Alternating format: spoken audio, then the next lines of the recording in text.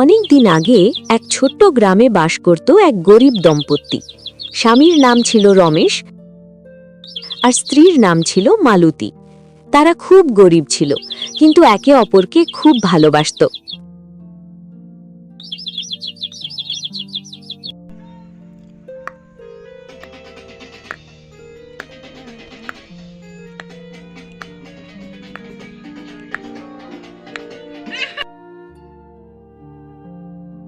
শোনো রমেশ, আজ জঙ্গলে একটু সাবধানে যেও।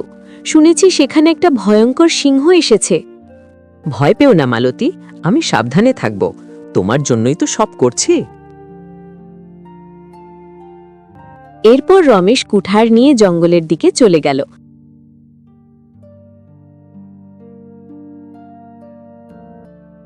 জঙ্গলটা ছিল খুব গভীর আর অন্ধকার, চারদিকে বড় বড় গাছ আর অদ্ভুত শব্দ। হঠাৎ রমেশ দেখতে পেল সামনে একটা বড় গুহা। সে ভাবল একটু বিশ্রাম নেবে, কিন্তু সে জানত না ওই গুহাটাই ছিল এক ভয়ঙ্কর সিংহের গুহা।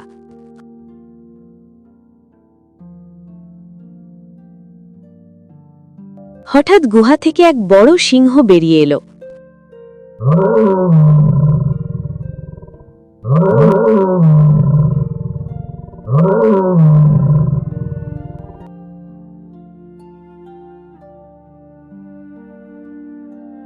কে তুমি? আমার গুহার সামনে কেন এসেছো? মহারাজ, আমি এক গরিব কাঠুরে, ভুল করে এখানে চলে এসেছি।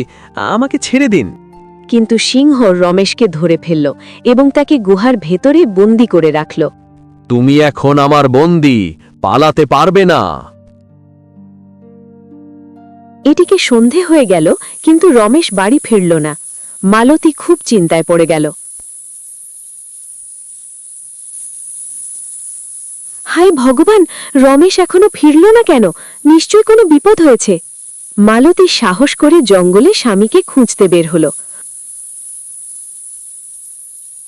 অনেক খোঁজার পর সে সিংহের গুহার সামনে এসে পৌঁছাল। সে দেখল গুহার ভেতরে রমেশ বন্দী হয়ে আছে। রমেশ, তুমি এখানে কেন? মালতী, সাবধানে থাকো, এখানে একটা সিংহ আছে। ঠিক তখনই সিংহ গুহা থেকে বেরিয়ে এলো। মালতী খুব ভয় পেল, কিন্তু সে সাহস হারাল না।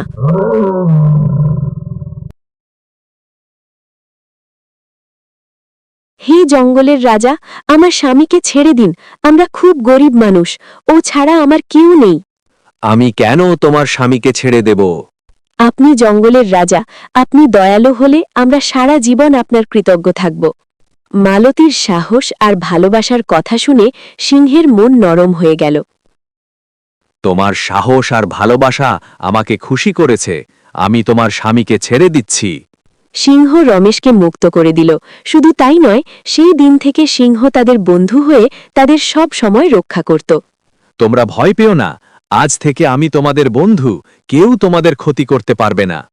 ধন্যবাদ জঙ্গলের রাজা, আমরা আপনার দয়া কখনো ভুলব না। এরপর রমেশ আর মালতী খুশি মনে বাড়ি ফিরে গেল, আর সেই সিংহ সত্যিই তাদের বন্ধু হয়ে তাদের সব সময় রক্ষা করত। শিক্ষা: সাহস, ভালোবাসা আর দয়া থাকলে সবচেয়ে ভয়ঙ্কর হৃদয়ও নরম হয়ে যায়।